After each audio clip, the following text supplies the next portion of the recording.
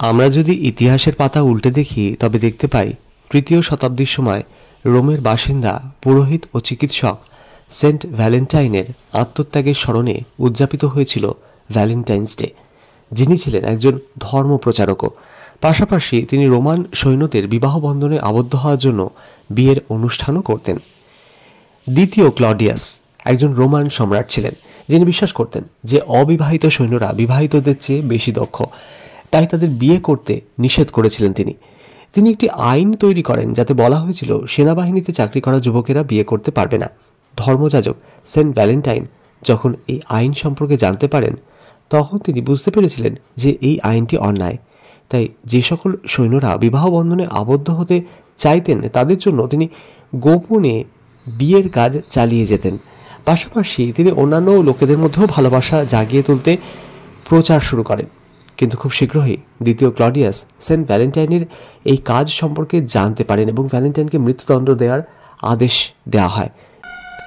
যিনি প্রেমের জন্য নিজের জীবনকে উৎসর্গ করেছিলেন সেই সেন্ট ভ্যালেন্টাইনের আত্মত্যাগের কথা স্বীকার করে সেখানকার মানুষেরা তাঁকে একটি দিন উৎসর্গ করার কথা ভাবে।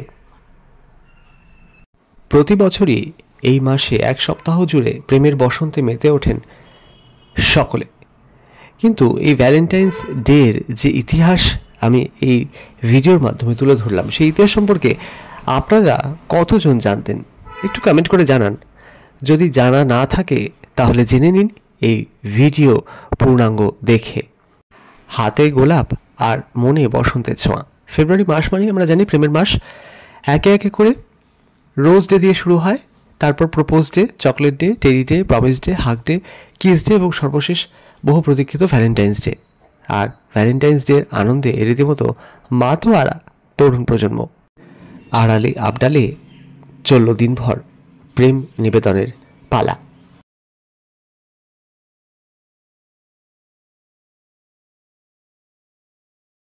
হিস্ট্রিটা আছে সেটা জানা নেই তোমাদের? আচ্ছা, তোমাদের নাম? আমার নাম স্বরূপা দাস। তোমার নাম? তোমরা এখানকারই বাসিন্দা? আমি এখানকার, আমি হাওড়ায় থাকি, বাট আমি এখানে কলেজে। আচ্ছা, তো কতদিনের রিলেশন? মোটামুটি 5 months। ওকে, মানে নিউ রিলেশন। হ্যাঁ, ভ্যালেন্টাইন্স ডে, তো তোমরা ঠিকভাবে কাটাও দিনটা। ঠিক আছে, থ্যাংক ইউ। ঠিক আছে, ওয়েলকাম। ভ্যালেন্টাইন্স ডে উপলক্ষে শহরের বিভিন্ন ফুলের দোকানেও ভিড় উপচে পড়েছে।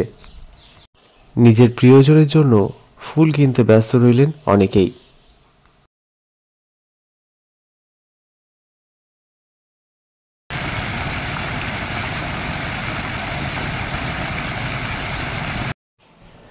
শহরের বিভিন্ন শপিং মলগুলিতেও ধীরে ধীরে ভিড় জমতে শুরু করছে।